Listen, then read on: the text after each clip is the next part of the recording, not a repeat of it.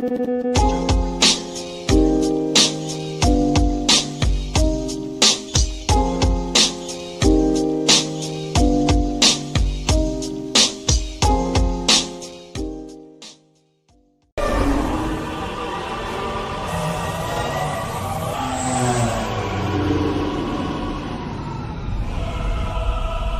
didn't finish burning the city to the ground in your first term.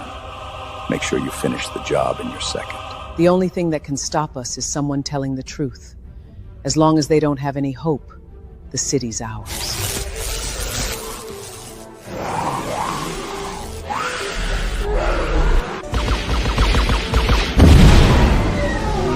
Nobody's ever done this before. No one's ever spoken truth to power in LA.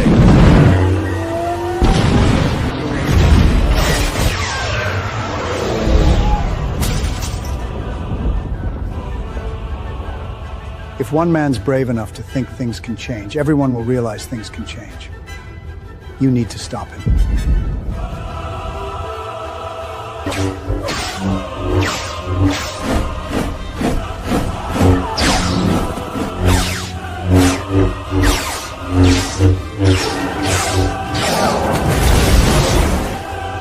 Our children deserve to be safe. You had 20 years to fix things. Enough is enough.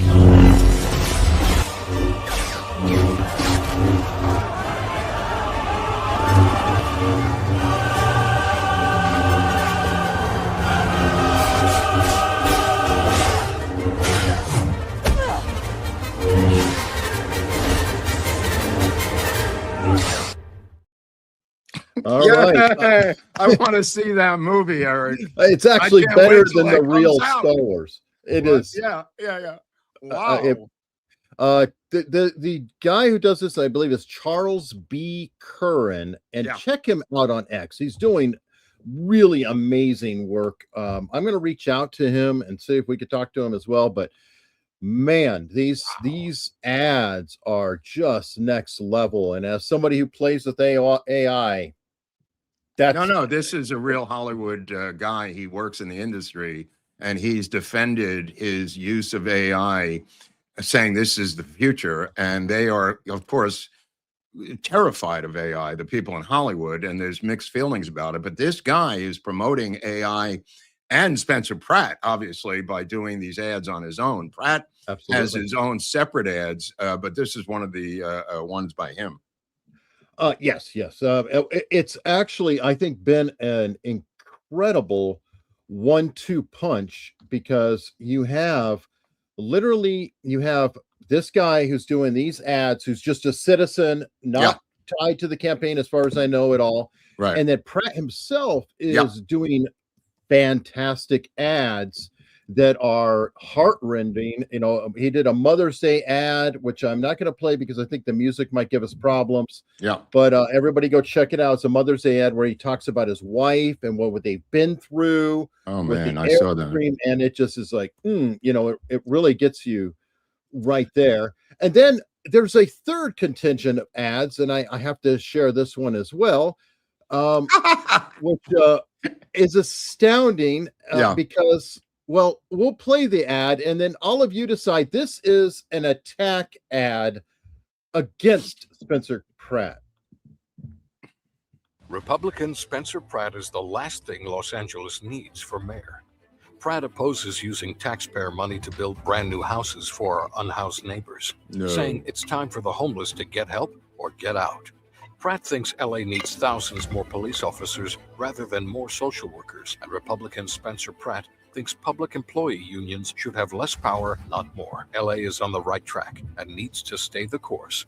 Vote no on Republican Spencer Pratt. This is an actual union ad. One of the first ones. I think they're just stunned and are just pushing the autoplay button as part of the campaign response. It's early on. It's June. And, Pratt is claiming he's going to win 51% of the vote outright, ending this campaign in the span of 2 weeks, with the primary being in June. Mm-hmm. And if he wins the 51%, it's over. I mean, he goes on the ballot by himself, Eric, and that's it. It's done. Absolutely. Game over, bro. And if not, it's him versus either Nithya or Bass. I think that Cauchy or somebody literally have raised his odds to 76% now. I mean, he has really shockingly, okay, because you and I were both saying, no way, he's screwed. Yeah. And to be fair, what else are you going to say? This guy is, he really seems to be a force. And that ad is hilarious because I'm just sitting here going, okay, check, check, check. And I'm sure half of the residents of LA are going, oh, yeah, I want that. Yeah, I want that too. Please. So I'm like, is that well, yesterday's event, remember we talked about the machete arm chopper last week. There's been another event since then which made black pill all of West LA at Whole Foods.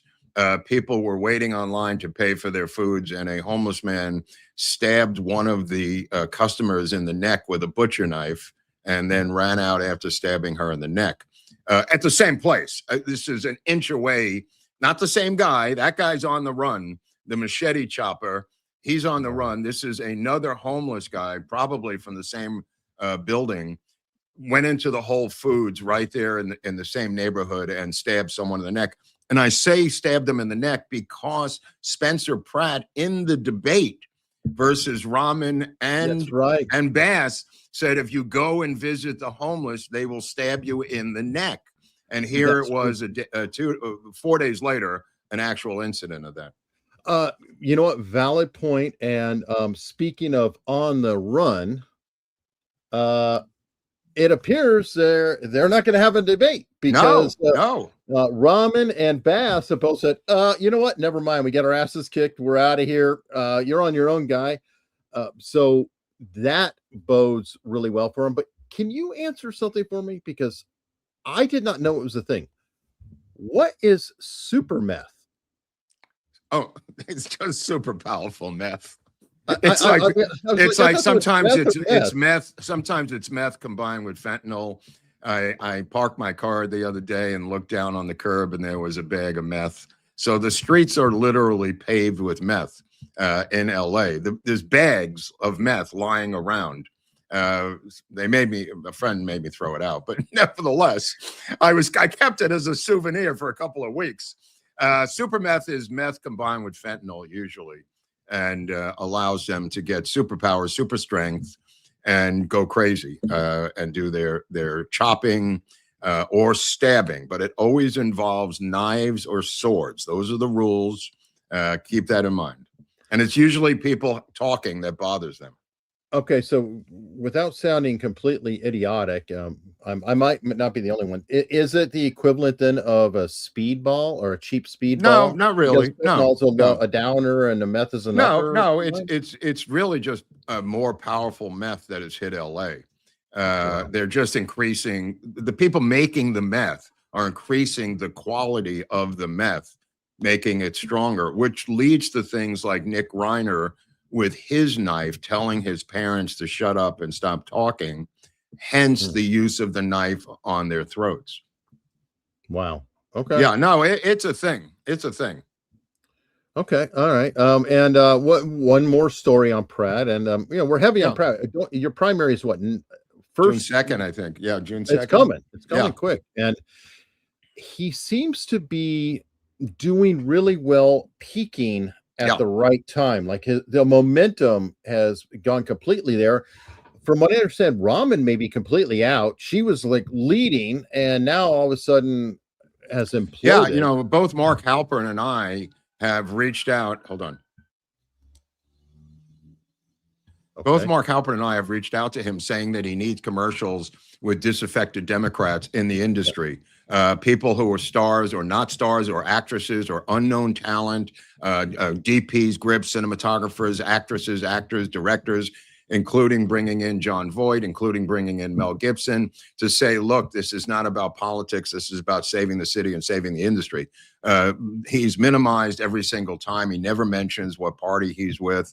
He never mentions Trump. He never mentions anything other than the subject matter, which is great. But he needs to bring in disaffected Democrats who are voting for him in commercials. And Halpern had the same idea. I reached out to Pratt saying the same exact thing.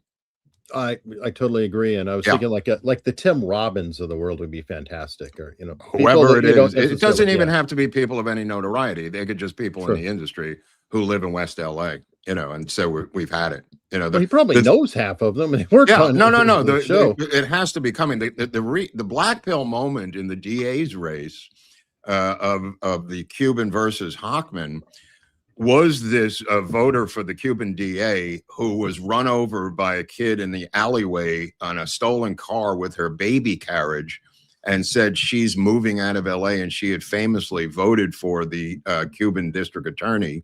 And that was a huge black pill moment for West LA, which holds the moral high ground in Los Angeles of who to vote for.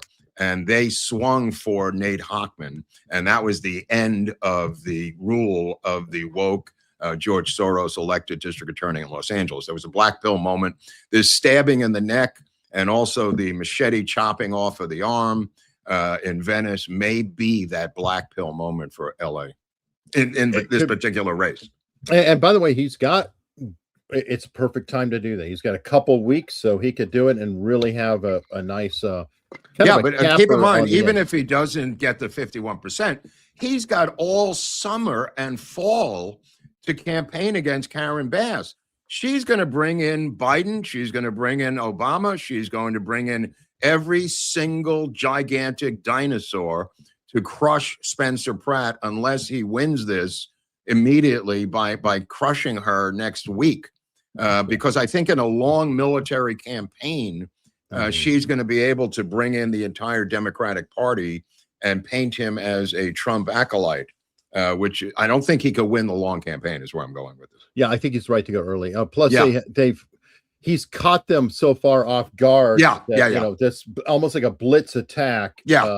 Because they believe that and make up bullshit about him or whatever. Right. They haven't begun their campaign because usually this jungle primary thing, nobody wastes their money because the real election is in November. So you don't want to shoot your load on the primary because invariably it's under 51%. So you invariably end up on November with the top two people on the ballot. Now, the same is true for the governor's race, which is now also in the same exact position with a Becerra and Hilton as the top two, the Democrat and also the Republican. And then you've got Chad Bianco, who for reasons that nobody can explain, will not leave this race and give up his 14% to the front runner, who is Steve Hilton.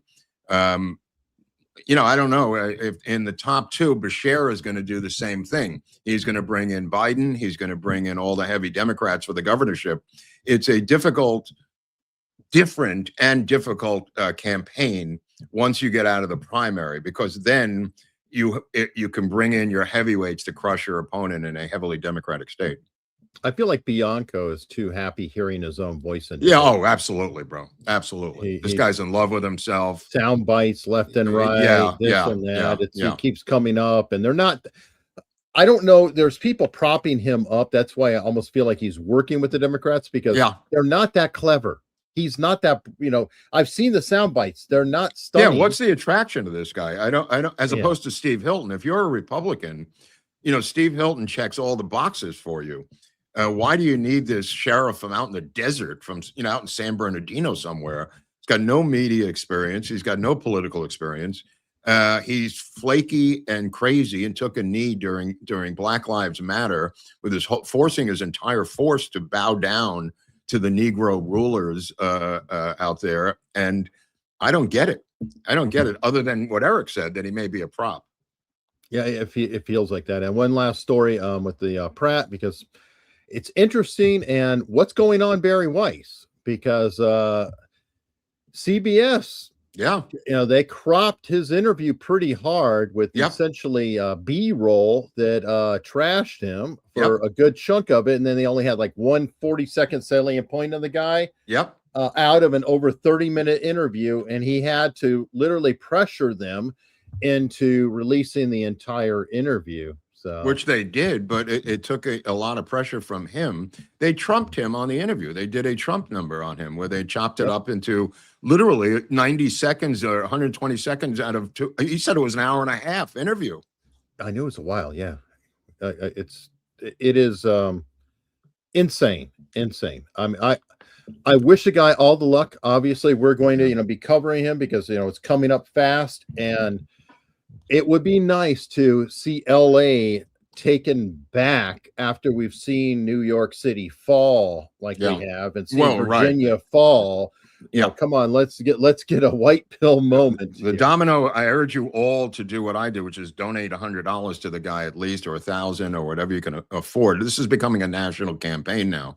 If we lose Los Angeles, all 3 major cities will be run by communists, and we can't have that happen. And you may not live here, but you're going to feel it where you live, because they will then roll into your city with Chinese spies, like in Arcadia, California, right over here. She arrested by the FBI, the mayor of Arcadia, this a Chinese communist spy named Wang, who has literally taken over an entire city.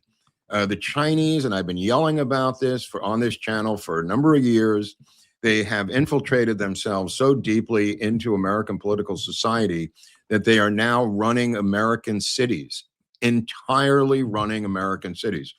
Arcadia is a very famous American city here in California, not too far from me. And this woman was reporting directly to the Chinese Communist Party. Everyone under her that she brought in were Chinese communist spies.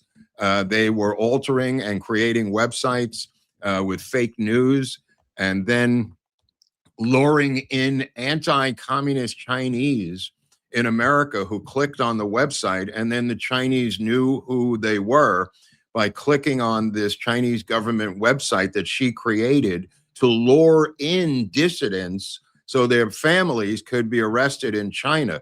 This woman has now pled out to one stinking FAR account, which they're bragging is a 10-year imprisonment. She will get nothing, Eric. I predict she will get absolutely fucking nothing.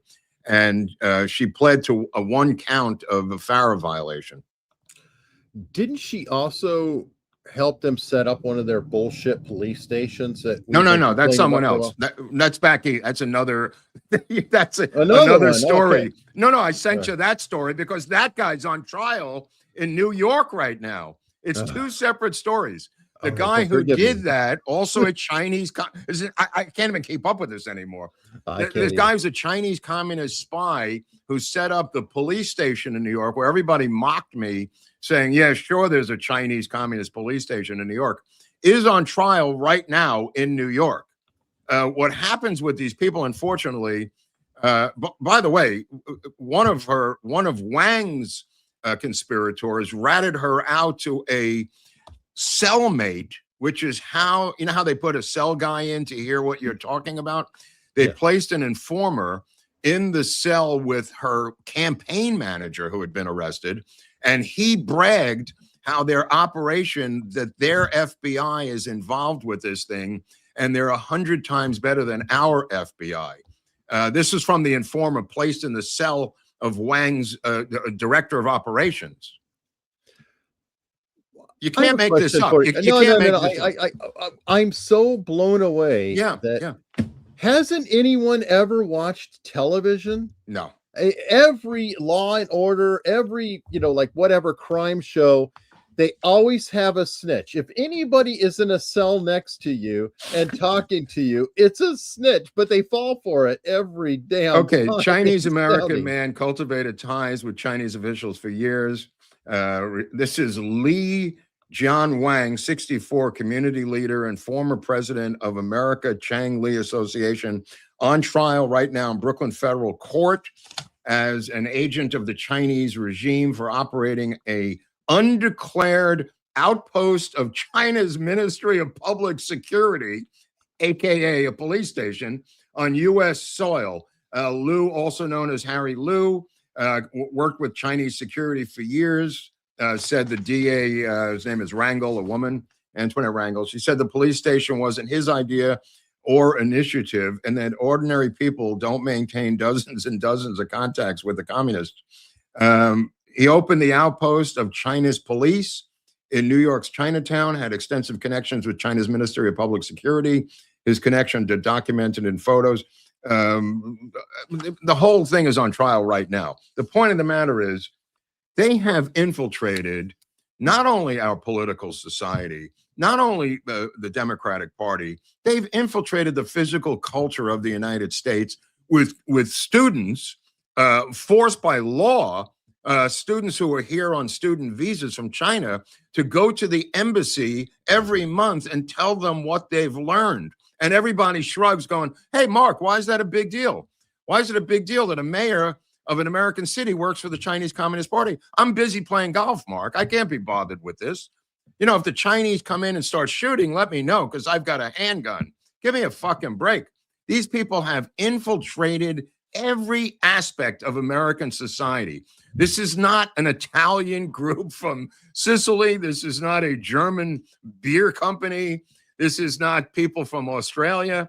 This is communist Chinese who have taken over the politics of the United States in various cities around the country. And not Shocking, only that, shocking. Don't leave out their remarkable farmland purchases that happen to be near every military base in the nation. I'm not even done with it. So there's so much that No. I'm not done. The Chinese electric vehicles are being used as telecommunication devices directly back to China.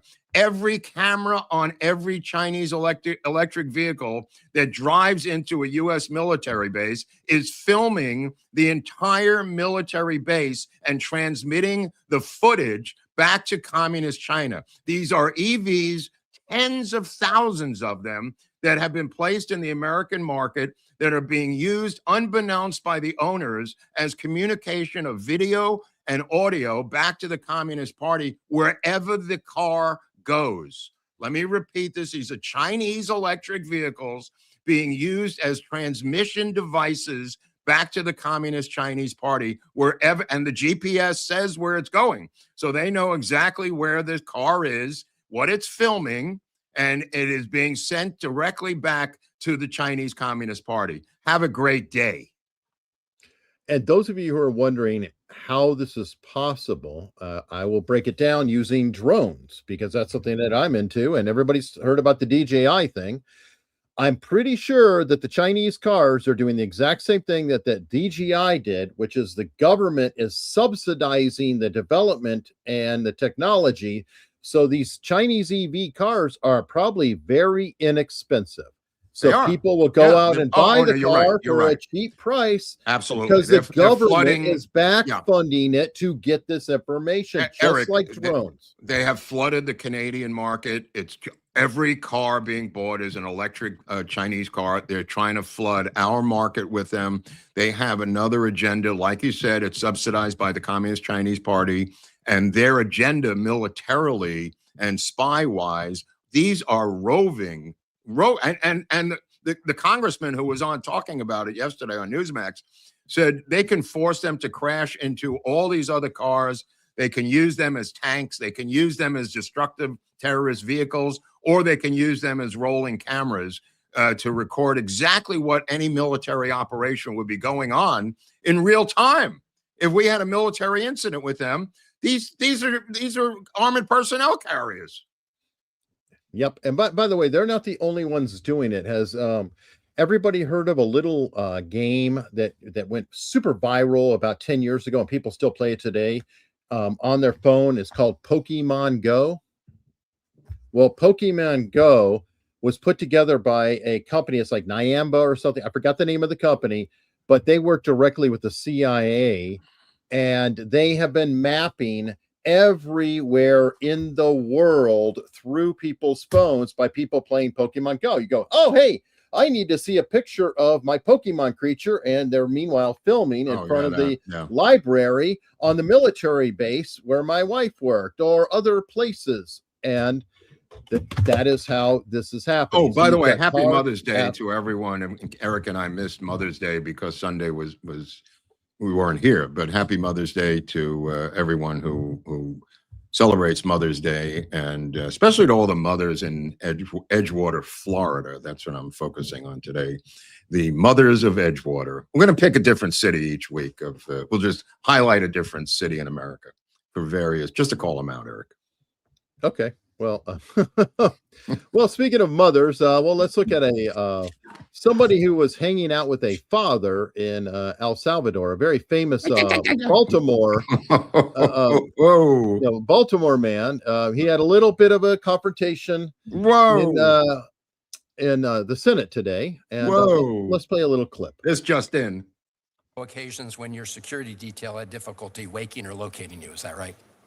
Nope, it's a total farce. I don't even know where you get this stuff, but it doesn't make it credible because you say so. I'm not saying it, Director Patel.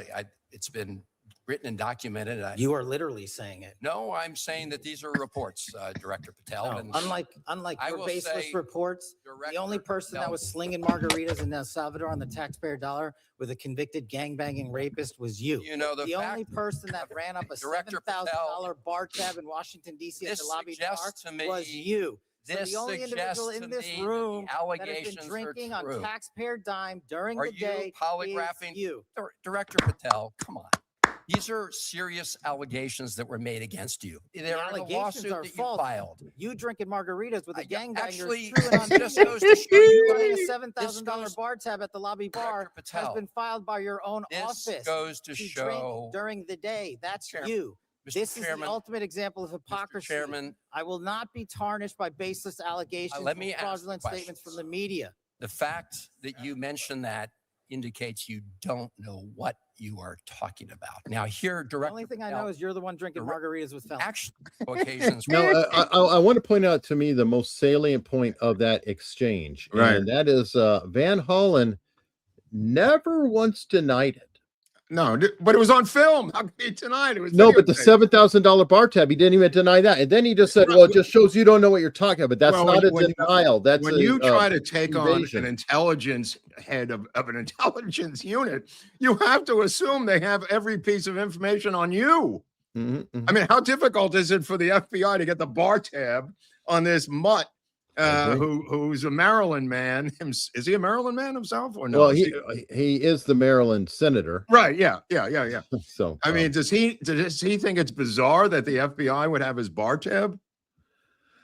It's public record. Yeah, I mean, Kash Patel probably didn't even have to use the FBI. He could have just said, "What's your Oppo research on this guy?" Okay, here are notes to hand to you. Exactly. Yeah, you don't need a lot for that, in my opinion. Well, I mean, that's how you got to combat these guys. By the way, I don't know what's going on with Patel regarding his drinking problems, but in general, that's a great way to combat, slurs and smears and innuendos against you. True, but you know what? While we're on China, I've got a little bit of a interesting side story for humor, even though the people on the other end were not humor.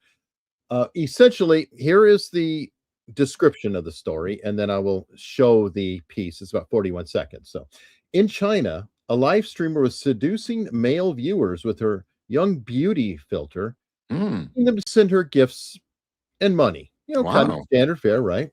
Wow. Then suddenly, the filter glitched off midstream, revealing a much older woman underneath. No. 140,000 followers in hours. So, with that little introduction, I present to you Sexpot. Oh, she's cute. Hello. 你好呀，哥哥。你好啊，想我了吗？当然想你了，哥哥。你的手怎么了？手头有点紧。哎，手头有点紧呢。我发你红包。好的。支付宝到账1000元。谢谢哥哥。Yikes! Oh, whoa! 这都是你是吗？怎么长这样啊？哎呦，没眼亮了，等会儿。等什么会儿啊？加上美颜了，哥哥。Oh my God! That's disgusting. Oh my God! You know, they don't have the technology that we have. This is a channel called Only Chinese Fans, and not exactly up to snuff in terms of soft porn and. So you're saying it's the Temu OnlyFans? It's the Temu of OnlyFans. It's $1.98 a month, which is, obviously underselling ours, which could be like, $50 a month. But you have to keep in mind, you may be getting a different product. Yeah, well, what I love is that she just kept going. Obviously, on her end, she didn't see the filter. Of course, she thought he was looking going at it. on with her shtick. Wow, But word of the wise, make sure you check the monitor every once in a while. People damn, lady, showing up. So anyway, I thought wow. That was really, That's tough on her, and she used to work at P.F. Chang's in Boca Raton. Apparently. Okay, so while we're on, Mark sent me this story immediately after our last show, where, of course, the unique parallel of meth and swords came about, and we're going to expand the definition a little bit. It's not only just samurai swords and swords. No. It can also be machetes, like in this case. Well, of course, NYPD officer having to shoot a machete-wielding man, accused of slashing 3 elderly people. I am Lucifer. Great quote. They also embrace devil talk and Lucifer and Satan stuff. Not intellectually or not, in terms of Bible studies. But once you start getting into the meth with the swords, when I say swords, I also mean including machetes. I should have been more specific, but I mean larger than a knife is what they get into, because the knife doesn't really cut it, so to speak, in terms of the wielding thing when they start wielding it. So we can also add in bayonets and bayonets. Yeah, once in a while, I've seen bayonets. Interesting, you should mention that. What's colorful? Yes. Or they have large knives, hunting knives, which is also popular among the kids. Like a Bowie knife. Yes. Thank you. Bowie knife. Perfect. All right. Or a Crocodile Dundee special for those who keep in mind, they can't really walk into a gun and ammo shop and say, I'd like to purchase a Beretta, please. Here's my ID. So they're limited to knives. Now in the UK, I think Starmer banned knives, if I remember correctly, over a certain size. The mayor of London did, not the mayor of London. Starmer. I'm sorry, not Starmer, the mayor of London. But Starmer may be defending his seat with a knife before you know it. There's some great memes. There's some great memes of them trying to get him out of office, Eric, that I've saw today. And you got the big rally coming up on Saturday with Tommy Robinson leading this rally, which is going to be huge in London. And they are trying everything on the earth to block celebrity speakers from coming in and addressing the crowd. This is going to be the largest anti-woke demonstration in memory in the UK on Saturday. I'm kind of blown away because, as somebody in the chat here, Mark H10 is saying, even Labor is saying, dude, get out. Labor, his whole party is saying that. And he won't do it. Which I don't get. Like, was it Liz Truss, the famously shortest reign? She literally was not even in there a month. She met with Queen Elizabeth, and I think she was resigning within 2 days or something. Elizabeth died, and then she resigned. But she left. Everybody left. I thought that's how it worked. Your party lost the election. You got to go. Even Trudeau, he's saying, he "Fuck it, dragged around a little bit, but he had to go in Canada." Boris Johnson left also, right after quick exit by Johnson. I don't understand how he's holding on to power. Is he just physically holding on to power? Because the memes I'm looking at are people dragging him out of 10 Downing Street physically. Yeah. And it may come down to that. I don't know how British politics works in terms of this transition. True. Very importantly, though, because everybody knows me, I like the fact that they had the cat there looking up like, what's up here with Starmer trying to, stay in there. Oh, okay. Well, there's a bunch of them floating around, some better than others, but I forgot the cat's name though. The cat has been there through like 6 prime ministers. Oh, so really? Kind of famous deal. No, gotcha. He's got his own X account and everything. Gotcha. Well, we support this rally on Saturday. It's about effing time that these fat British bastards got off their asses and did something, because this was just getting. I don't know how much oppression can you take before you even have a rally, for Christ's sakes? I mean, this rally may not have any effect, but at least it'll be a show of force. Yeah, I agree. Okay, so we've covered machetes, swords. So what else? How about a nice gunfight in yeah, Boston? that's a good one. So this guy, and there is video of him. If people want to go check it on X, I saw this live. I was watching this live when it happened. Yeah, this is I think you call Harry Carey by cop. I mean, you say that shooting indiscriminately out in the middle of nowhere, he's going to be taken out. But he's had gunfights with law enforcement before, and nothing has happened. He was released by the judge after serving less than 36 months in a massive shootout with the police. He is a veteran criminal. This is not a psycho. This is a guy, a black radical criminal who kind of like, Dornan or something here, who has had run-ins with the, when I'm talking about run-ins, I'm talking about shootouts. I'm not just about run-ins like he wouldn't give up his driver's license. This guy was sentenced from the last one and released by a leftist judge. This is right in front of Harvard for people who don't know Cambridge. This is literally in front of the university. Not that he was going to school there or anything. But nevertheless, the traffic that was coming, think about the panic, Eric. You're driving forward on a highway, and there's a man with an AK-47 shooting at you. The first one to get shot, by the way, was the bus driver. The city bus driver shot in the head behind the wheel of a city bus. The postal guy didn't get killed, but it went through his window. And then it was car after car after car after car after car, 50 to 60 rounds from the AR-15. I said AK-47. It was an AR-15. Sorry about that. But the rounds went completely nonstop with him shooting all the cars. Now, people ducked underneath the cars. Many fled. Many did not know which way to go. They tried to go in reverse, smashing into each other. Car after car after car trying to go backwards. People now fleeing. There were baby carriages and people walking their kids in strollers on the sidewalks on either side of these tree-lined streets outside of Harvard in Cambridge. And just complete anarchy until a civilian and a Marine took them down with their handguns. A civilian with a licensed handgun and an off-duty Marine also got him in both legs and arms.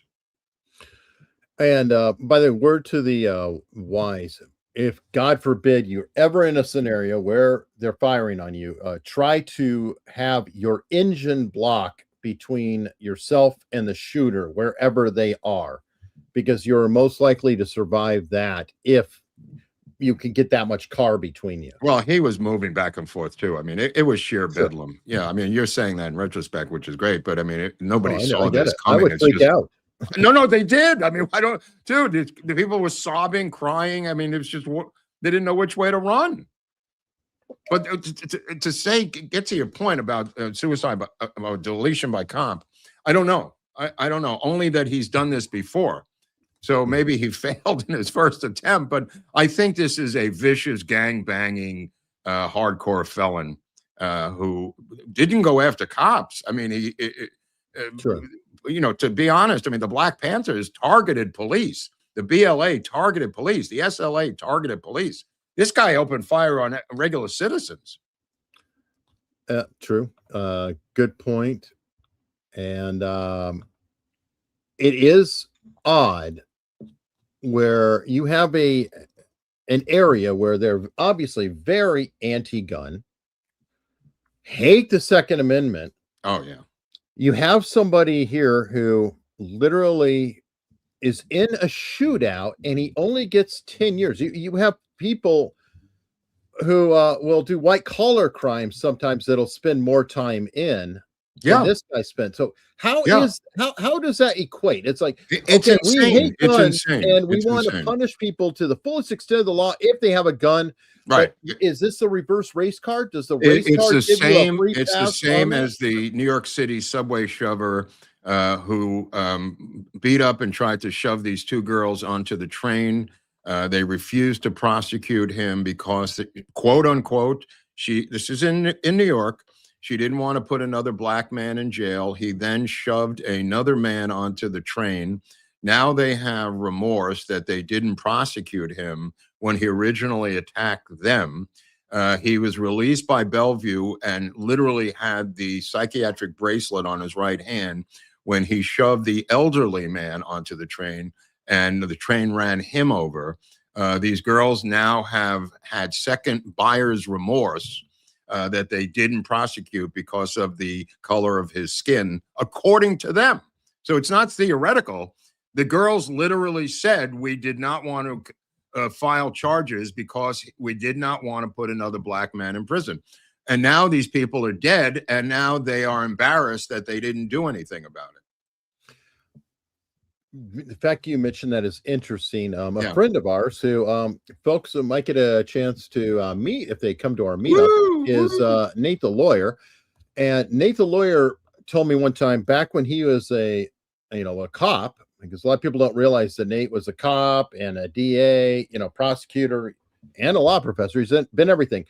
But he talked about how he would go to a witness and he would say, can you describe the person? They're like, well, they're tall.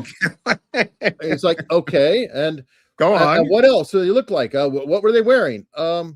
They were wearing a hoodie or something. Okay, well, what did they look like though?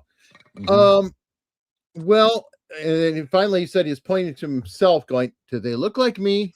That's what he has to do. Yeah, and ultimately, it's so sad because he literally had to drag it out. As a black cop, saying it's ridiculous, bro. Anyway, but on that note, why don't we? On that note, we're all going to get together June 27th. Nate will be down there partying with us. We hope that you'll come with us and party with us, and like it's 1999. Enjoy the party when we're down there with the dinner, and Eric and I will do a show. We'll do like a regular show. Like we normally do, and then break it into a Q&A where you can talk to us or ask questions of me and Eric. Obviously, that's how we roll. So that'll be a lot of fun. And you and Nate can be hecklers from the audience. Give us a hard time. But, well, we'll use Nate as a roving undercover reporter, if he can go through the audience and signal to us who the troublemakers are. Remember, we used Al Gonzalez down in Texas. Absolutely. When they tried to pull the plug on us.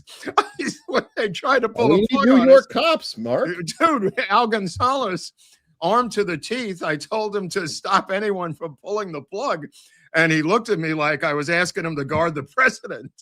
And he took the assignment very seriously. So hey, thank God he did. He bought us the time we needed. He bought us extra time to do our show in Dallas. Well, I will bring that back up. Al Gonzalez is the Jimi Hendrix of bagpipers. I just wanted to put that out there. Who indicated to me earlier today that the commissioner of the NYPD, a woman named Tish, literally her hours are numbered as working as police commissioner. No, I'm surprised she's been there to this. Yeah, I was surprised she's been there that long too. But anyway, one more note about our meetup, and I'm going to put that back up on the screen so you guys can scan it or just look in the description, americasuntoldstories.com/meetup. We hope to see you, but we do have the menu for dinner. Oh yeah, so keep in mind, I asked various people of the choice of menus, and they selected this, Eric. So I hope it's okay. It looks there were other options, but this looked like everything considered the best. Yep. Okay. So we've got, of course, rolls and butter, which is cool. Caesar salad, which is a winner. Grilled tri-tip or well, it's probably a buffet. So you can have a little tri-tip, no. Take whatever you want, bro. Some nice potatoes. All you can eat. All you can eat. So it is going to be very good. Just like every other meetup we've had. But this one seems really incredible. I got to be honest with you, because Eric and I were using outside restaurants in the past, and it was kind of like a roll of the dice. But this is the chef of the hotel of the Marriott chain. So we're using the hotel itself, and also they're rolling in a complete cash bar right there to the door. Yes, those who asked if there's alcohol, yes, but you are funding your own alcohol. We're not going to fund your abuse, bro.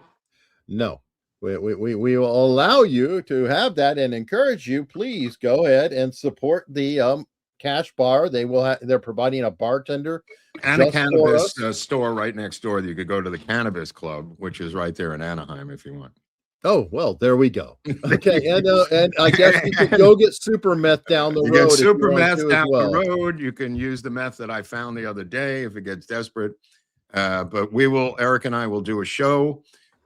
Typical America's Untold Stories. We'll do a show the day before that'll be electronic, a live show for the time slot. And then we'll do an additional show for the meetup. Right. Just is that right? Am I people crazy? There? It's our own conspiratorial little show here. No, but I mean, on Friday we'll have a show, and then but Friday will be this show. Right. That's what I'm saying. Yeah. And from our exotic hotel room. Right. Location. The Saturday we'll have a live show where people can interact. And I love when we do the Q&A when they start having a conversation with us. That's true. There's still plenty of tickets left. Jump on in, grab that, and I think you'll have a really good time. I think you'll have a good time. Yeah. A lot of the show, we'll have the show, but then we're gonna have a lot of Q&A. I know that there's a lot of questions and answers. Yeah. It's about you guys, bring anything you want, anything not that we have all the answers, but bring whatever question you want. Hey, by the way, did you see that Representative Luna is now attempting to become the chair of the RNC? I just saw this on the moments before this on a scroll that she's attempting to become chairwoman. I guess she's tired of running for office already. She's ambitious, that's for sure. She managed to, get her way into, the committee with Comer. Yep. So, that committee really went places, didn't it, Eric? It's still going, Mark. There's going to be another meeting anytime. Well, we got you. It's amazing to me how those fraudulent JFK researchers took the bait on this chick and thought this was legit. That's what really surprised me, how quickly they took the bait on it. Yeah, and then with Jasmine Crockett and her, and what a disaster, or total disaster. Or my favorite, my favorite moment was when Boebert asked Oliver Stone about Roger. Yeah, that he thought she was Roger Stone. Yeah, I mean, it was just a clown show. And I'm talking to these people privately afterwards. They were trying to convince me that it was legit and real, and I'm just laughing, going, "What the hell what did I see there? It was a clown show." It was. It was almost like a deep state revival. It's the best thing that could have happened. Everybody looked goofy.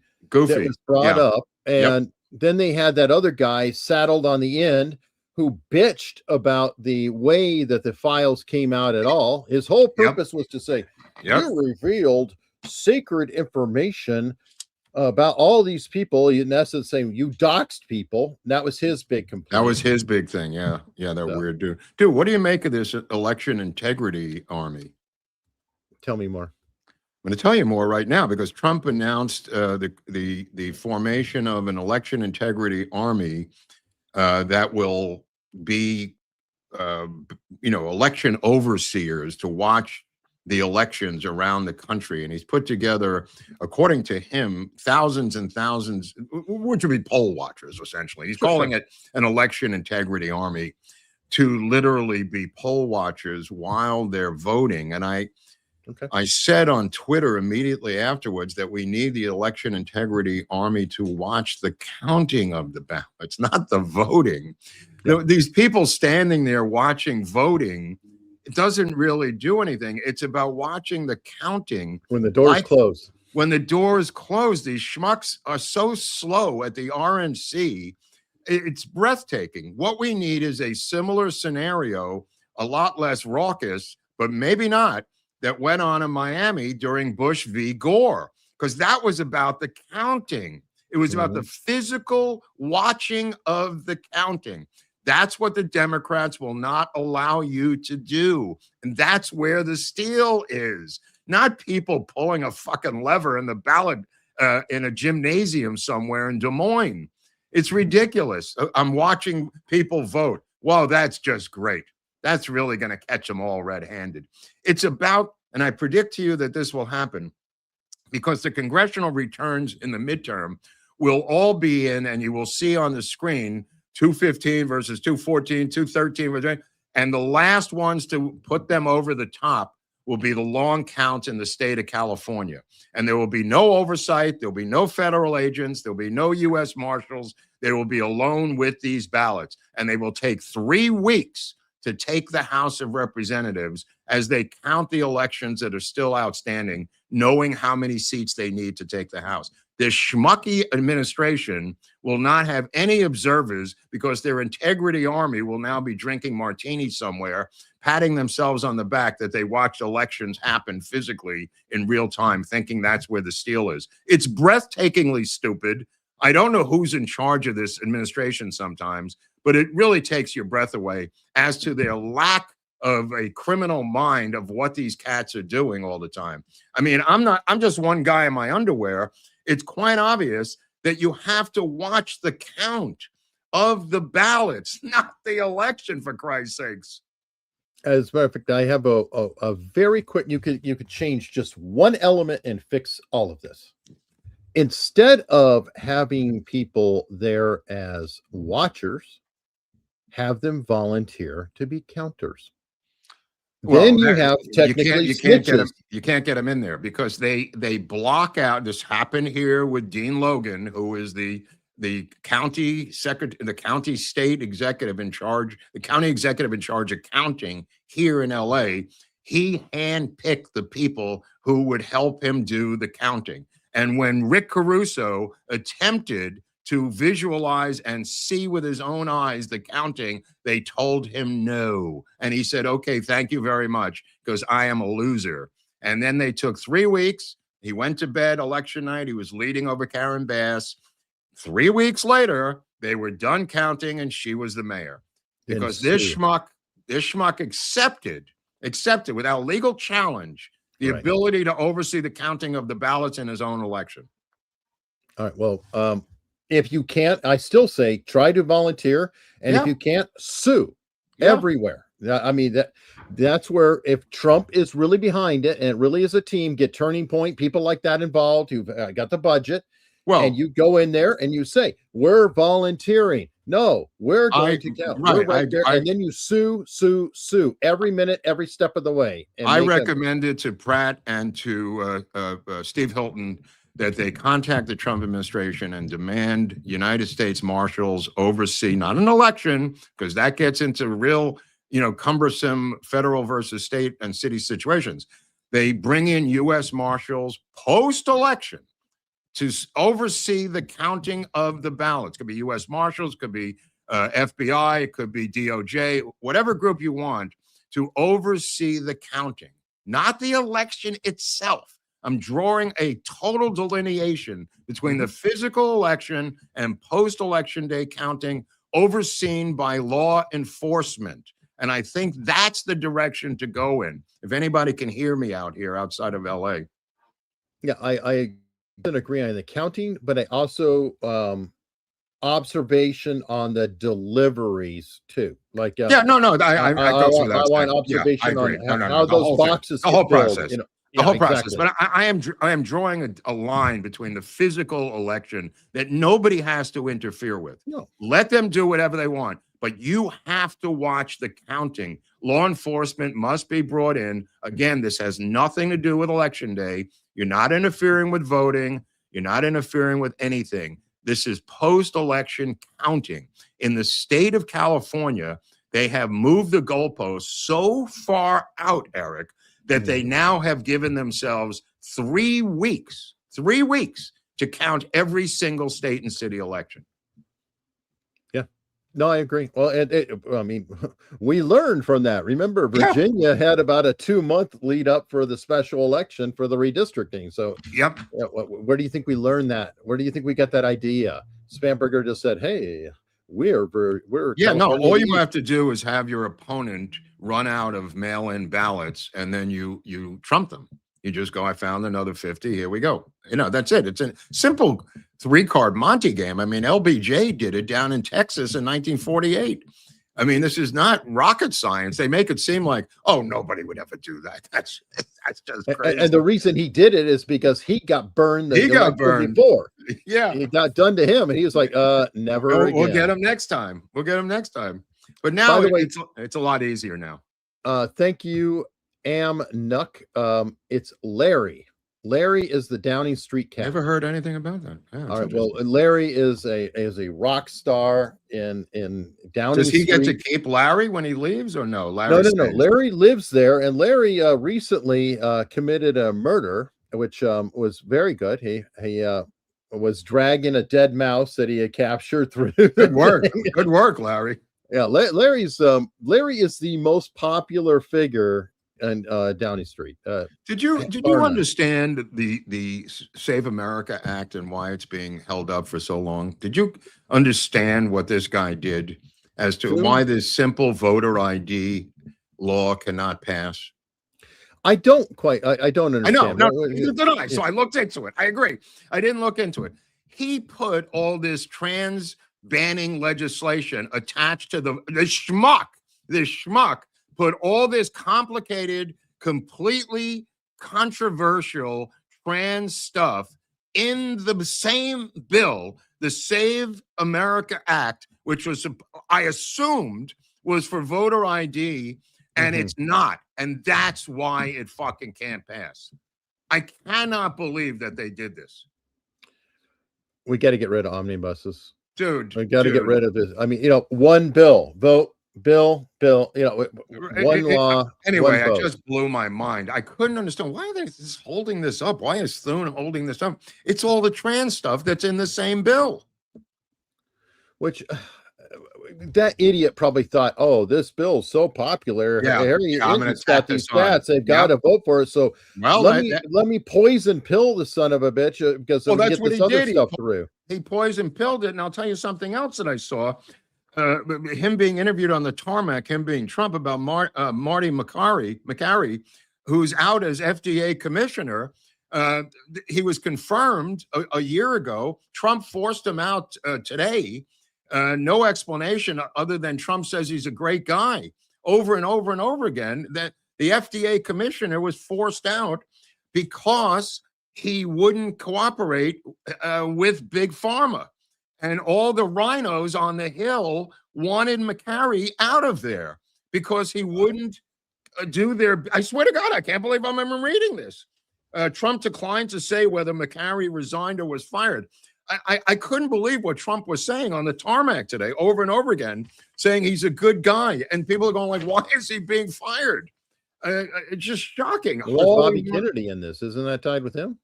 Well, not right now. I mean, they forced out McCary's underling, his deputy commissioner, a couple of months ago. And that was Kyle. Now this other guy's taking it over, another FDA deputy.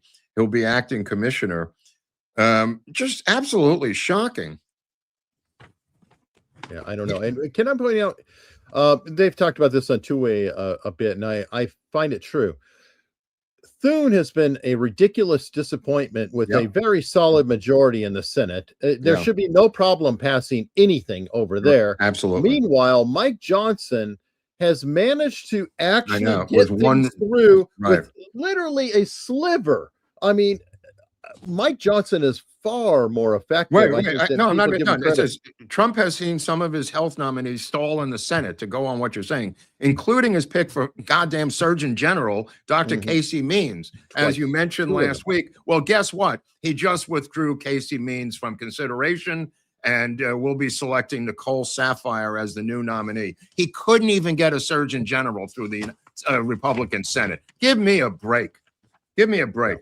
I mean, this is and it's not only Thune, it's Cassidy and Josh Hawley and Hawley, who's involved with Big Pharma. They want these SRRIs, these antidepressant drugs, to go through. They want these cancer drugs that are untested to go through. I mean, it's just absolutely shocking, and there's no coverage of it. Yeah, no, I agree, and that's why I was pointing out how is it that Thune can't can't do the agenda, but somehow Mike Johnson with, barely, a whisker. No, I agree. Let me just explain what just happened. The reason that they're jettisoning these guys is and Trump wouldn't say it, so I'm going to say it. It's because Big Pharma was threatening to withhold political donations for the midterm. And that's why he threw these human sacrifices under the bus. Big Pharma told these guys, no money for you for the midterm unless you do our bidding. That's why they've all been jettisoned. It's amazingly corrupt. Amazing. But wait, we cheer Trump everything. Remember? We never, ever criticize the Trump administration. That's what they say. Well, let's swing over to Iran and see what's going on over there, because he's now going to meet with the head Chinese Communist Party guy in China, where I predict he will launch military retaliation while with Xi in China, like he did at Mar-a-Lago when Xi was visiting Mar-a-Lago 2 years ago. He launched an attack against Islamic terrorists while he was there. I predict he will do the same thing while in China as a show of force against the Iranian savages. I can see that happening. It's lining up perfectly because the deadline's already gone by. He said that the answer was unsatisfactory. So right now it's just waiting for what the next step is going to be. Yeah, he's not going to be back until Saturday. He's not going to let this go for the entire over a week of doing nothing. I think he's waiting to get to China, and then he's going to order military retaliation against the regime. Rightfully so, as I mentioned, he's also, I think, giving a little bit of time for his no federal tax on gas to hopefully. Is Thune going to block this as well, Eric? He's threatening to block this, Thune. Is he? I don't know. Swear to God, they were covering it this morning on two-way. That's right, because this is their slush money. What? You can't. We want that slush money. Right. They're threatening to block this. Man. Every day he looks like a lamer and lamer duck, which is not his fault. That's what happens to lame ducks. But this poll that he had during the press conference was really, really interesting, Eric. I don't know if you saw what happened yesterday. He, in the middle of one of these press gaggles, had a poll of who wanted Vance and who wanted Rubio. I don't know if you have a clip of that, but holy crap, that was interesting, Eric, because he said this is not an endorsement. These people were clapping. It was right out of The Apprentice. Yes, he said this is not an endorsement. That looks like a ticket. I know. In the same. Yes. Yeah, in the same block. But that was Trumpian, a completely Trumpian move, putting together these two people into a ticket, and then having the people vote on it. This is the reason this is important is on multiple reasons. One is this is the first time Trump has discussed the future ticket. Yep. This is the first time that these two have been put together as a ticket. This is the first time that either one of them has been mentioned by Trump in terms of outside of their regular jobs. And this is the first time that it's shaping up that Newsom will have an opponent that could physically start to opponent him as a candidate ticket or both. So DeSantis is in the hopper as well, by the way. Well, and that's probably why he said, I'm absolutely not endorsing anybody right now. Right. He laid it out. He laid it out. And now look for the attacks. Watch Carville. He'll be mouthing off soon. It's okay. At some point, he's already done more than any president. If he's endorsing his vice president for president, no president ever does this. Go through all the presidents. They never, ever. Well, except for one, but we don't know if he actually did it or somebody had control of his social account. Because, remember? Yep. We don't really know if he did or he didn't. Yeah.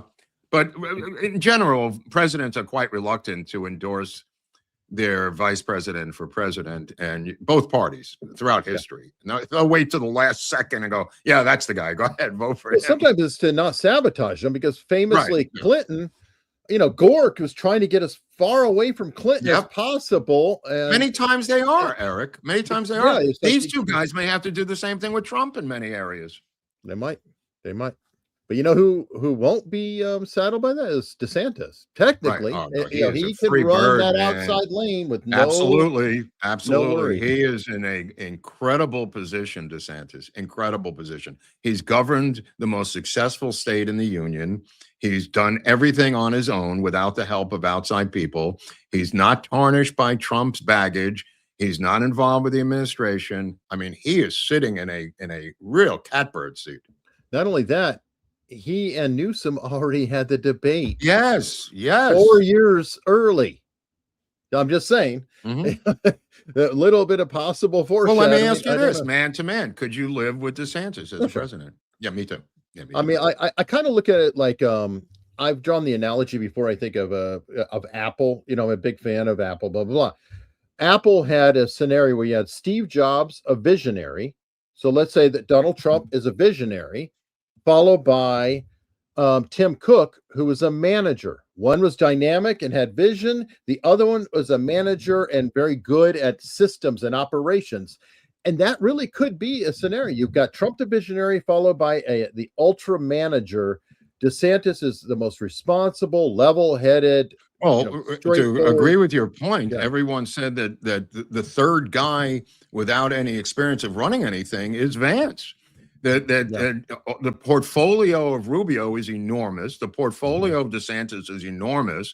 The third wheel without any portfolio is J.D. Vance. Vance is a lot like Obama. If people really want to look into it, he and Obama are very similar. And I'm not talking about the CIA, but I'm talking about the political experience, the writing of the book, really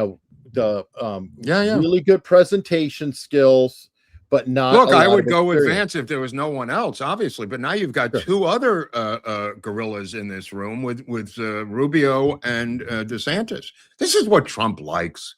To have these different choices fighting, right? He's going to be the apprentice. He's going to wait till the last minute on the earth to handpick his successor. That's what he's going to do, and he's going to make everyone fight to the death like it's Gladiator 3.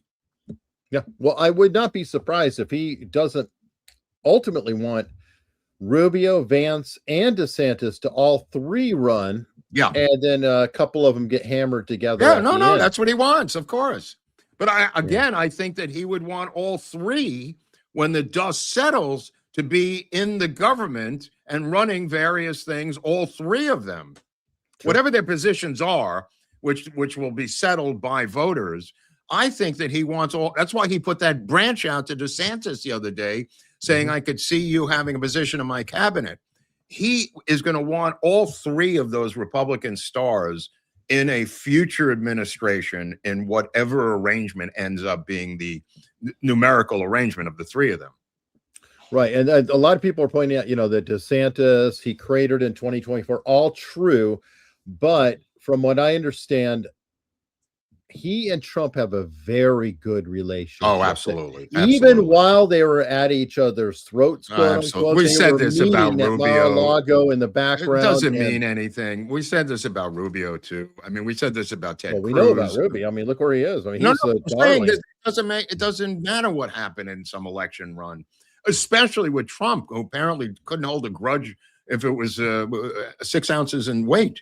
No, he actually respects people more. Yeah. I mean, well, look, who did he pick? Rubio was the last guy standing who actually won primaries. Well, Cruz was in there too, but I'm just saying, Trump ultimately respects the people who, give him a bloody nose occasionally if it's a fight. If it's a legitimate fight, yeah. But he's going to be the apprentice for this thing. He's going to be the host. Right. Now, the Rubio point that that people are saying absolutely true, and it was on two-way. The Democrats said that they are terrified of Rubio. Yeah. Because he can get up there like he did as, quote, press secretary and rattle off a Spanish answer to a Spanish question. It screws them so I'm going hard. to make a prediction right now. This is going to be a Rubio DeSantis ticket. That would be solid. That's my prediction. It's Rubio and DeSantis. I don't know where Vance is going to end up. Could be Secretary of State. Could be some other position. But I think this is going to be DeSantis, and he's earned it. He's earned it, Eric. In the vice presidential slot, you have two Floridians, two fierce anti-communists. from the most successful red state in the history of American politics, that being the state of Florida.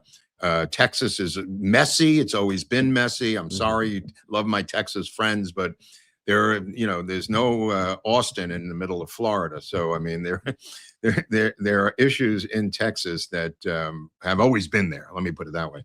But you're right. Technically, that they can't both be from the same state, but they can have a residence in another state. And absolutely. That's easily resolved. Telephone call for Dick Cheney, please. Yeah. Telephone call for Dick Cheney. That's an easily resolvable thing. And by the way, can I point out that I'm willing to bet that Rubio right now has a residence in Washington, D.C. Of course. However you want to break it down, DeSantis is Florida. The only retard who didn't was Swalwell, who got caught by our friend Joel Gilbert not having a residence in California, which led to the unfurling of his entire political career just over not having a condo in fucking California. I mean, it's astounding how stupid this was. Yeah. I mean, it ended his career. It was just being cheap too. I mean, I think that's really what it was. And you don't even have to pay for it. I think it was hubris. I think it was hubris that he thought nobody would ever challenge it. I think it was sheer hubris. Well, it was too, because the Secretary of State didn't even want to deal with it. They were like, "Oh, go pound sand." Remember when they were confronted? Well, he thought, and rightfully so, that this is a corrupt one-party Soviet state, and who's going to challenge it? I'm willing to bet that if there were fewer Democrats in the runoff, then he might have been right, but there were just too damn many, and nobody was leaving. So, did you hear the Democratic operative this morning on two-way? He said the biggest mistake that Kamala made was not running for governor. He said that she's not going to be accepted by the big donors. He said she's going to run. She's going to run and get in there and find there's no money or appetite for her. That's why I said the logical thing for her would have been to run for governor. She could have walked in there for governor. What's that? She could have walked in. Could have walked in for no governor. Running involved. Just kind of. I think she's I'm here. I'll swear me in. She's so stoned and so whined out that she doesn't really want to be bothered. It's the end of the day. I think that's really, and it's hard to see that because you can't see behind the curtain, what somebody's private life is like. But I got a feeling that's what's going on. Could be. It could be. I mean, she's always been a lightweight anyway. So yeah. All right. But I mean, let's get back. Let's get to Iran, because we where are we in this thing? You're saying it's a standoff, and this situation is not going to change now. It's in the military hands of Trump to respond. He said that was the worst proposal he ever read in his life. Right. It was a piece of trash, and that's where we are, right? And they're still blockaded. The one thing I agree with, and it came up earlier, is that we should be escorting ships. Yes, everybody but Iran, and just do that. I mean, as soon as they fire, then you blow them all away. But I don't know why they stopped that. That did seem crazy, but literally. I think you can escort these ships all day. I mean, quickly, not like some slow walk thing. Just make it like clear it out. Like the only people parked here are Iranian. Let's go. Let's get these ships rolling out of there. Yeah. So I don't know why. Let's shift. You sent me this early, and I think it was kind of fun, and I always want to promote other episodes. We did a full episode on John Brennan in the past. If people want to look that up. I thought thank you, Eric. Thank you. So John Brennan, a lot of people don't know, and we'll go into it. It was not only a complete scumbag CIA guy, but he is a communist who voted communist, and we're going to go into that. And there's another guy who identified as communist even more recently, which we did talk about on the show. And this is a very tall former FBI director. Who I believe is a homosexual, by the way. Yes. And this is what he had to say. I voted for Reagan. I'd moved away from communist to whatever I am now. What a path. Okay, you go from communist to Reagan. That doesn't quite make sense here. Right. I'm not even sure how to characterize myself politically. Maybe at some point I'll have to figure it out. Yeah, this is a closeted gay communist who voted for Reagan and is confessing that he was, probably still is, a communist. The Reagan thing was probably a one-off, and that's his ticket to be selected by the Marxist Obama. He selected both intelligence chiefs. He was comfortable with both intelligence chiefs being communists or so-called former communists in these the two most prominent intelligence positions in the United States. Yeah, except well, let me see. Yeah, no problem. But let's go ahead. I'm sorry. Go ahead. Don't let us tell you. No, let them tell us. Let John describe his background. 3, go. Have you ever worked for a foreign government or for an organization dedicated to the subversion or the overthrow of the U.S. government? I thought for a moment. Nothing came to mind, and I was about to respond in the negative when it hit me like a ton of bricks. Oh my God, I said to myself, as I remembered my vote in the 1976 presidential election. Okay. Now, by the way, we'll keep it going. This is from his own audio book that he was reading out loud. So that was cool to pull again. But I had the information way before the audiobook came out. Yes. So this is really backing us up on the episode we did on the channel. Yeah, definitely. People look it up. I'm very proud of that thumbnail with his ugly ass expression on it. I don't know about listen, well, there's more. I took a deep breath and said, well, I voted for the Communist Party candidate for president in 1976, but only because I was fed up with the partisan politics of both the Democrats and the Republicans.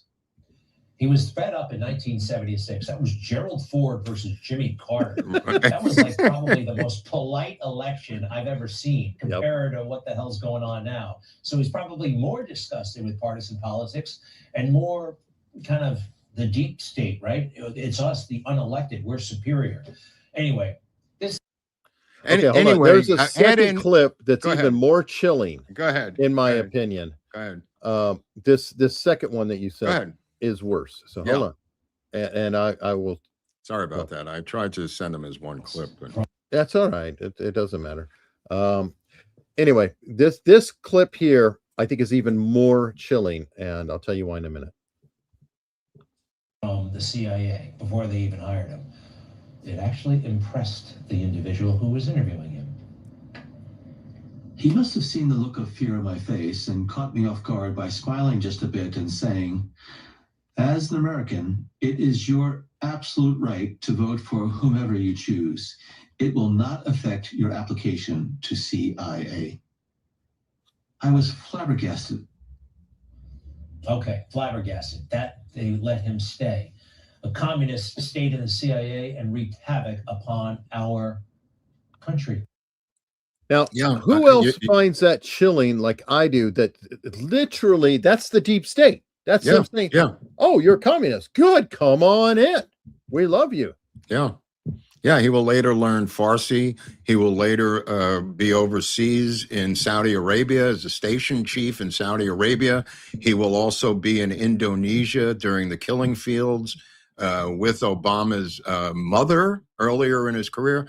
Go look at the episode I did on Obama and his background, and you will see the connection between Obama's mother, who, by the way, in Joel Gilbert's new book, is posing in pornographic photos for Obama's supposed father that Joel Gilbert and I talked about. It's just coming out today from Joel Gilbert. Amazing photos of Ann Dunham, his mother, posing for pornographic photos by this so-called communist father of Obama that we discussed when Joel was on the show. Well, but go to the episode on Obama and you'll see the triangle, the connection between Brennan years before going into Indonesia and helping the communists slaughter some of the independent people who were rising up against them. By the way, the episode is called Family of CIA. Oh, right. Family of CIA. Thank you. Just so everybody knows. And we'll have to get Joel Gilbert back to talk about that. I got to get, I want to talk to him about this because we've got similar things going on. So, yeah. For sure. By the way, speaking of books that are coming out, I want to give a shout out to Ken Silva, who has his book about Trump and the Butler assassination attempt and pretty much everything else except for the most recent. He's been working on this book now for a couple of years. Well, the breaking news coming out of I know that's of Norway with his Nazis in Norway, the connection to Matthew Crooks, Eric. I mean, wow. Right. Well, that's where I'm going. Okay, anyway, go there. Anyway, Ken Silva, you guys might want to check out his book. I just want to shout it out while we're talking about books. And that does lead into our story here. Mystery online figure who contacted Trump shooter Thomas Crooks is finally unmasked, and his messages raised chilling questions about Butler. Well, the chilling questions is this and all the other connections of social media by Matthew Thomas Crooks. What is so secretive that this can be released at this time, but the rest of it cannot? I don't understand why we have to live in this translucent world when it comes to these assassinations. Now, also yesterday, the current attempted assassin was brought into court Monday morning and pled not guilty, but his legal team is trying to get rid of every single person in the Justice Department who was there at the event. So this is really interesting move by the legal people representing Cole Allen to get rid of everybody involved in the case. I don't know if this is going to fly, but if it does, it's going to indicate a bad direction of the Cole Allen case. I mean, it's their job to try. There is a parallel out there. The case against Tyler Robinson, they did attempt to get the prosecutor removed because his daughter was at the event when it happened, and they said, hey, you've got a personal involvement with it, and ultimately that got overruled. So it is a similar type of situation. And you know what? These guys are defense attorneys. It's their job to throw up all kinds of, you're right. There's very little to work with in these cases. Well, yeah. I mean, especially here. Well, he's on video. Right. I mean, even Tyler Robinson, they're denying it. There's people out there, promoting a bullshit theory. And this guy, it's like, no, he's here.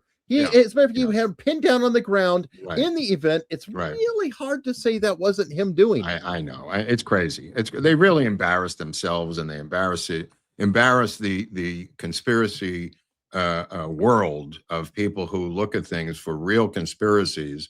And the deep state fans the flames of crazy conspiratorial theories all the time to make them into nuts, which is where it was originated from the beginning. And you could see our episode, Mark Lane episode about Mark Lane, because that's where the deep state came up with the idea of conspiracy nut and used it against Mark Lane, the first victim. Yeah. Absolutely. So now, back at what about Tepes? Did you? Again, this guy. More.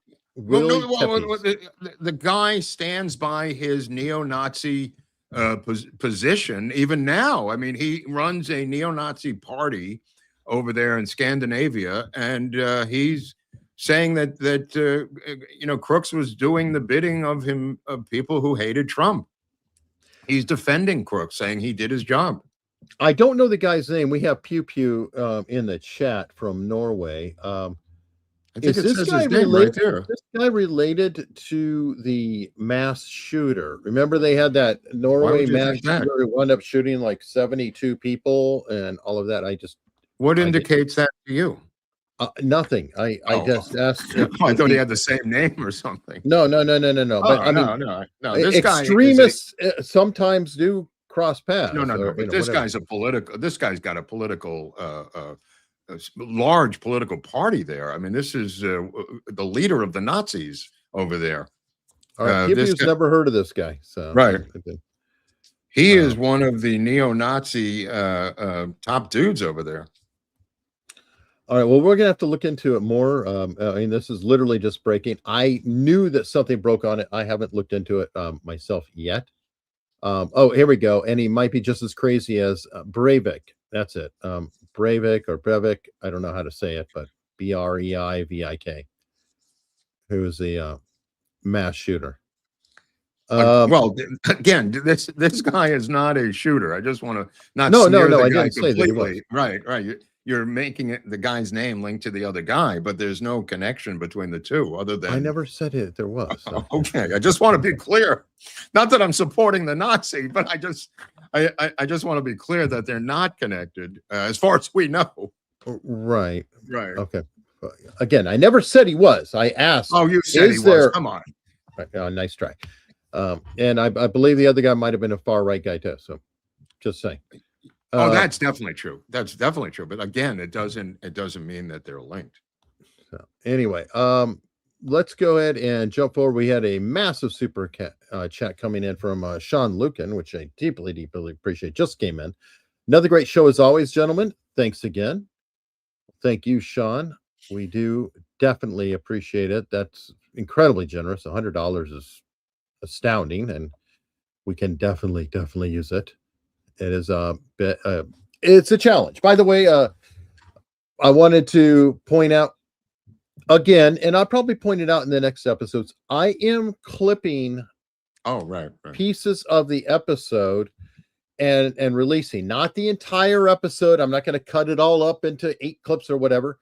I'll be releasing 1, 2, 3, probably usually be around 2 clips, maybe 3 clips of an episode, just, points of story where we discuss things that people can share out and might help discover the show. To make life easy, though, because you'll see it in the feed, in the title, it'll say square bracket, left bracket, AUS, clips, square bracket. So there's no question that this is a clip. So you can understand that, this is a clip of the show, and you may like that segment. You can watch it again. Ideally, share it with other people because it's easier to share a small segment than an entire, 2-hour live stream. But I wanted to let all of you know again that I am doing that. I'm doing the clips. There has been a great response from people who are saying, hey, there we go. Supple here. First clips free. Yeah, right. Then you got to pay for the others, and then you're addicted.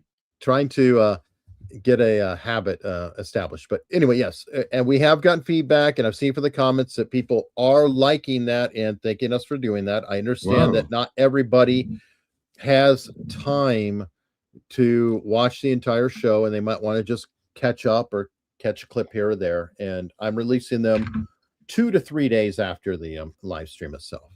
So, Lord Richelieu, I do not think boomer audience don't understand what a clip is. I speaking directly to the people who are commenting saying this feels like a repeat. So he's right, because there were all these comments going, I thought the show was on Tuesday and Friday. Exactly. There's controversy and confusion reigning across the land, and Eric is trying to tamper that down. Without picking on boomers. Why would I pick on a boomer when I'm partnered with I a have boomer? no idea what these clips are about, but the shorts are shorter than the clips. Eric has told me a short is shorter than a clip, and one goes vertical, the other goes horizontal. Then I started spacing out when he said that. Oh, yes. I have a limited window on these things. Right. For sure. I lost my attention span at that. And Colonel Ingus, what do the brackets mean? Again, mean that it's a variant of a parentheses. I like the square brackets because all right.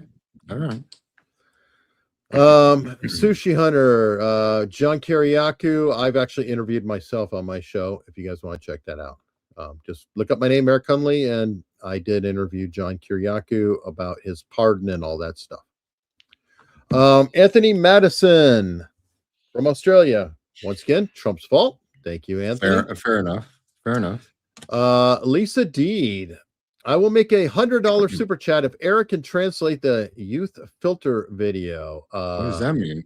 That was for the Chinese lady. Chinese lady, yeah. Translate. I get it from the language. Boy, that might be some erotic. I'm afraid. Yeah, I don't. Lisa, that might be so dark. I hope it's not too bad because I did let it play and I don't know what was said. There are people in the Chinese community right now that are really, really upset about it. Well, I guess so. Including that Wang lady who was the mayor of Arcadia. She's really upset. Hey, you know what? She's using filters. That's kind of old fashioned now. Yeah. We have AI influencers. I found a couple. One guy who's made like $40,000 so far. Wow. By being a female OnlyFans model, doing the same basic thing with AI. So, wow. Note to self. Wow. Good one. Yeah. Sean also gifted 10 America's Untold Stories memberships. Wow. Dude, Sean, this guy's like, remember the show The Millionaire where the guy knocks on your door and gives you the check for $1 million? And the rule is you can not tell anyone except your spouse. I remember that you could tell your spouse. And these people the whole show was about them eventually telling somebody. There's some screw up where you lose the money when you told someone. Well, don't tell anybody that Sean gave us the money. Right. No, that's where I was going with this. So keep it zugnisht, as they say in the Yiddish community. By the way, while I'm not telling about anybody sending us money, I don't have the letter here, but we did get a donation in the mail. That literally physical snail mail in our box from Poland. People of Poland. Thank you, people, which is my roots goes back to Białystok, Poland, with both sides of my family. My grandmother maternally was from Hungary, from Budapest, but on the male side, it goes to Białystok, Poland, as does my dad goes to Poland also. So a couple of sides there from Poland. Whatever Poland was that particular week, because the border movement is so enormous with the Soviets and that situation there. All right, fair enough. Let's see. Google 2. What do you think of Luna? Just ambitious or perhaps deep state? Or both? What about both? How about both? They go well together. Yeah, I mean, you have ambition. You're a pole dancer. Look how far she's gotten from this men's strip club in Tampa, bro. You want to talk about ambition or being handpicked or both? I mean, 2 minutes ago, she was a pole dancer waitress in a men's sex club. Yep. Oh, geez. Okay, I got another one that just came in. Beavis isn't going to let that rest. It came in with $100 himself. Beavis Wallace, great show today. Question, will Trump take the nuclear football with him in China? Can it be hacked? Yes, he will have it with him. Yeah, I'm sure. I doubt it could everywhere. be hacked. I doubt it could be hacked, but he will have it with him, you know. Then when he goes to the bathroom, that's when they switch it to the Chinese nuclear phony football, and there's the switcheroo part in the movie. So that's why Johnson would always use the restroom with the door open. He had to have, well, first of all, the guy did sit outside the door with the nuclear football while Johnson was taking a dump with the door open. That is true. Okay, but well, he was the real reason was he was dictating speeches and statements to his secretary while the door was open and having meetings with other poor sons of bitches who had to listen to him while he was taking a dump with the door open. Fair enough. All right, Charlie, Florida, it appears. Any thoughts on UAP/UFO file releases? Will there be interesting stuff in upcoming releases? Are you sure Eric or you won't be mentioned in future releases? As what? I don't know. People are saying there are future stuff coming out again, and people are complaining about what did come out because there was much ado about nothing. And then we discussed it and said, well, he's just being transparent. Promises made, promises kept. He didn't say inside there is all this stuff. He's just releasing it for everyone to dissect. And there's a lot to dissect. I mean, there's a lot of stuff in those files. People are going through the files, but the visual stuff that we looked at was less than stellar. Yeah, I agree. Dr. Evil, the counters keep on counting. Yeah, that's what they do. They count until they realize, first of all, they count until they realize the actual number. That's the first aspect of the counting, to get the opponent to be done, that there's no outstanding ballots for the opponent. The opponent has 283,512 ballots. Is there anything else around? Look everywhere. Look under the couch. Look in Arcadia. Look in upstate California. Okay, he's got nothing. Now, what do we have? We're 43,000 short. Okay, now let's put out the bat signal because we got to come up with 44,000 votes. And that means 44,000 absentee ballots that are sitting in a safe house in San Bernardino that they have stolen and put in this safe house or had mailed from dead letter people, dead letter lists of dead voters or voters that have moved or voters that are off the rolls. Those are stockpiled during every election. And you can buy, even for local elections, Eric, you can buy X amount of absentee ballots to win your campaign versus another Democrat. You can buy 1,000, you can buy 5,000, you could buy 10,000. And both sides, on occasion here in California, have both bought X amount of ballots, not knowing how many they were going to need to trump the opponent. And that's why you can't have absentee ballots, because it's become a physical currency to actually have them in a safe house and buy them in the amount that you need to beat your opponent. I would love to see somebody just come up with some, the same way that they run guns by the TSA to show, hey, how things slip through. It would be fun if a James O'Keefe type or whatever bought the ballots and literally just documented the entire process, buying the ballots. I wish somebody would. I mean, because it's all piecemeal. I mean, most people who are political here in LA and Southern California know the system. It's not like some conspiracy I came up with. The system is pretty well intact for decades on how to do this. The absentee ballot initiative just solidified it and made it physically easier for both sides to do this. And they don't even care. They're doing this against each other. That's the funny thing that people don't get.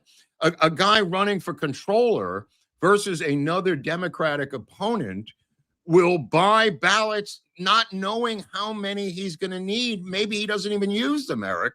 That's why they're so good at it. It's because they've been doing it forever. Right. But this is forever, meaning, this mandatory 100% mail out of ballots is only 10 years old in California. But they were doing it before. But now with the mandatory mailing, it allows so many ballot envelopes to be floating around. If you know what I mean. Hold on. Fair enough. Okay. Well, just want to give you an idea what it looks like for people who aren't from here. This is the actual thing that I'm talking about here. This is the I just wanted to cover up my address, but this is the actual thing I'm talking about. These are everywhere around California, just laying there in the streets. Homeless guys get them. Storefronts, apartment buildings have thousands of them where people who, they're by the mailbox. Then there are runners who pick them up. They're paid runners who go around picking them up all over the city, all over multiple cities in California. And then they take them to a safe house, usually run by Armenian gangs or ethnic gangs who have these other issues besides the ballot thing. They're into other stuff. It's not just this.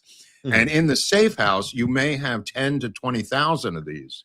They then can now put a price on it and sell X amount for X amount of money. I don't know what the price is. I have no idea. But they then put together lists, and these are disseminated back to political operatives in the field, like Acorn types, Eric. Remember Acorn? Obama's... Speaking of James O'Keefe. Sorry. But I'm saying... put him on the map. I'm saying is he went undercover with Acorn and did the... Right. No, that's why I'm mentioning Acorn, because these political organizations have operatives who then interface with the people in the safe house to put together a financial plan on how many they can buy. They may buy 50,000 of them, or they may buy 5,000. It depends on the election. Depends on the election. If there's a sale or not. I mean, you know, right? No, absolutely. Hey, go in today. It's Black Friday sale. The only reason I have said this is because I believe congressional elections within the states should be controlled by federal law. I don't care who becomes the dog catcher of LA. I care about congressional elections. They should be controlled by the federal government, not the state government. You want to take 3 weeks to count the mayor's election? Knock yourself out. But they're going to use that to steal the House of Representatives, which is the whole point that I've been talking about today. This 3-week ballot moving count, they're going to wait till the congressional elections are settled and the House is teetering on the tip of a needle, and they will decide by using this late count and ballot running who's going to control the House of Representatives. And then everyone's going to howl like it's bloody murder. True. All right. Let's see. Pamela has been a member for 31 months now. So that's over 2.5 years. Thank you, Pamela. She's very reliable. Great. John Springer said, let me try this again. The question is not rhetorical. Why is Trump showing so much restraint with Iran? Leverage over China, which needs their oil, anti-war sentiment in the U.S., Tucker getting to him. I can give my opinion. Wait a second. These are his answers, or what? No, what they're questions. These are our choices? These are options. Okay. In my opinion, right. Or my opinion is this. Iran has fallen off the headlines, partly because he's stymied them. The whole thing is blocked. They're just sitting there percolating, if you will, with all the oil buildup and everything else. Why rush? What's the point of rushing? It's just softening them and destroying their economy more and more and more and more every day. If he attacks now, you're right. There's people are going to get upset. The anti-war things, whatever. So he can just sit back and chill. And then later on, when he has to attack, you say, look, I gave him every opportunity in the world. Right. The last, to answer John Springer, the last battle, the last military maneuver was April 8th. We've had 31 days of peace. Everybody thinks the Iran war is going every single day. There has not been a shot fired since April 8th in this thing. I don't know which Iran war they're talking about. And in terms of taking out infrastructure, which is what he's planning to do, there is not an American president who has not taken out the infrastructure of our enemies in every single battle we've ever been involved in, including Bosnia, where he took out electrical grids, Clinton, and bridges and depots. Clinton did it. Obama's done it. Obviously the Korean War, obviously the Vietnam War, obviously World War II. But there is no conflict we have not done this. He has waited as long as humanly possible to do this because he's in the catbird seat, Eric, right? Right, and that's what I'm saying. Every day this delays, they're being damaged. Yes, so he doesn't have to do anything. And no. Let them, The only thing he has to do is weather the media political flotsam and jetsam of editorial writers, which he's doing by changing the subject, as Eric points out, that he's not focusing on the war because he's strangling them. He doesn't want to focus on the strangulation. He wants to distract from the strangulation and focus on other things, which he's doing, while they're choking on their own vomit. I mean, how are they going to get any money? They're losing millions and millions of, what is it, 500 million a day? The real is a million to the dollar now. I mean, and everyone on the left is saying, it has no effect on them. Really? What do they have, superpowers or something?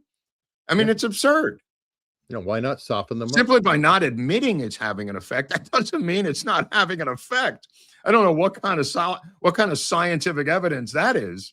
It's having no effect on us because we said it's having no effect on us. Really? That's the new standard? By simply saying it? Well, you had, what was it, Baghdad Bob? Now we have Tehran Tom somewhere? Yeah. Whatever. Let me see. William Radcliffe, agree. Trump looks very angry with Iran. He's not going to put up with their stuff like all the other presidents. Well, no, that's obvious. That's obvious, yeah. But and again, though, culturally speaking, and he's even said that you can't just say, well, let's think about it. He's got to be angry. They don't respond very well to a dignified, thoughtful conversation of a bunch of gentlemen who are going to gather together in a conference room and discuss things. What do you think, Bob? No, I think he's using the madman doctrine invented by Nixon, and who taught him how to do this in their meetings when Nixon took him under his wing. I think that's where he learned about the madman doctrine. Yep. Tata Tui, I like this.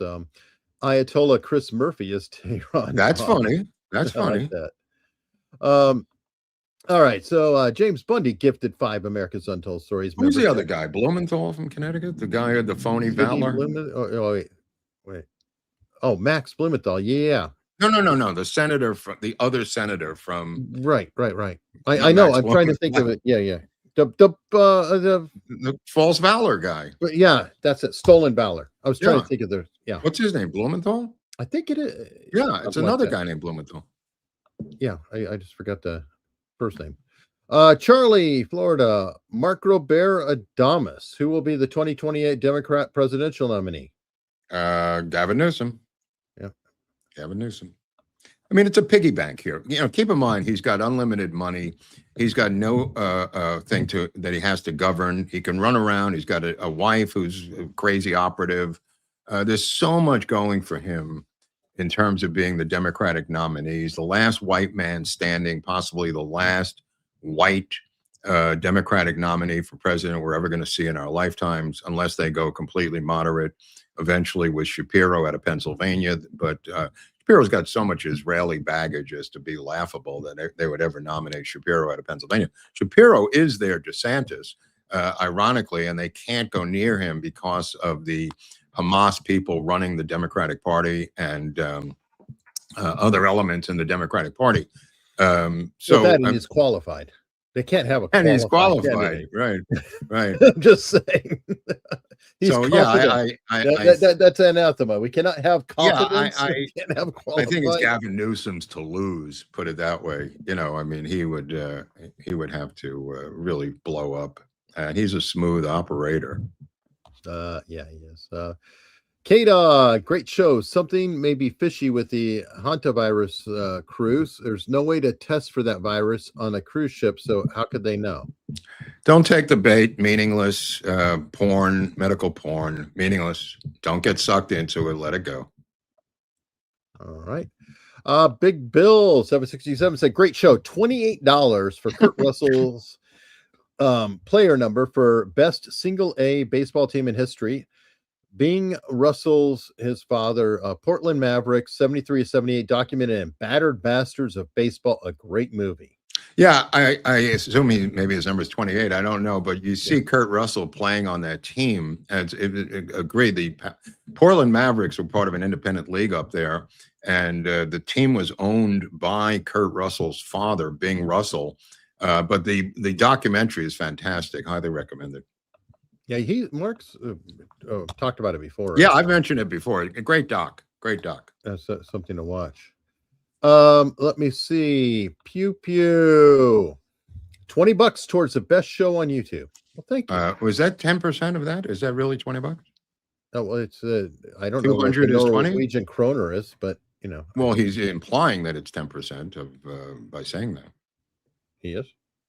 Yeah, he's saying $20. There's 200 up there. That's 10% of 200. Is that the going rate? Well, I know the orange is like around $20. Yellow is around $10. So sure. I guess. Amazing Disgrace. See, yellow $10. Yeah. Are you familiar with Michael Aquino? I watched a video by Nor Jasmine about his ties to the Army, PSYOPs, the Church of Satan, and TPUSA. Seems like a rabbit hole you'd be interested in. Not in my life. Not in my life. When I see Church of Satan, I immediately just turn it in my mind. Just go. Even though we did cover. Yeah. Well, we do have an episode on that. To be fair, it's not about Church of Satan. The episode, is it? Well, it's about Anton LaVey, the guy who right, but that's because I knew his grandson and lived with him. There's a reason I didn't just wake up and say I got to do something on Anton LaVey.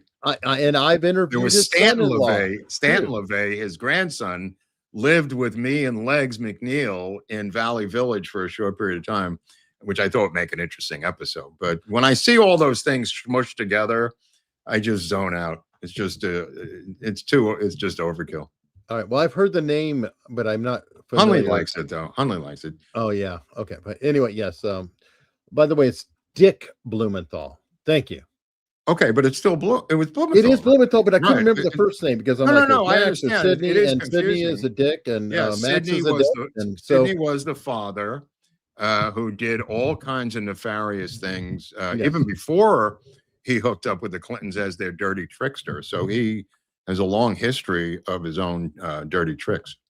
So again, all the famous Blumenthals are dicks. Yeah, they're all in it together. They're all dicks. Brian Adamkowski with $10. Thank you.